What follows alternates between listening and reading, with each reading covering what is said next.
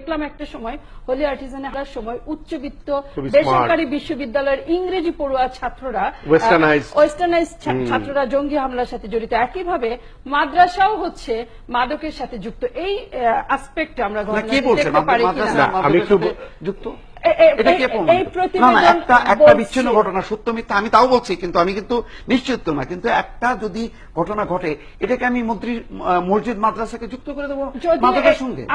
আমি একটু বলি দিব ভাই, সেটা হলো যে আপনি যেভাবে এখানে উস্কানি হিসেবে দেখছেন বিষয়টাকে আপনি ঘটনা হিসেবে দেখেন, আপনি তো এটাকে একটা নিউজ হিসেবে দেখতে পারেন।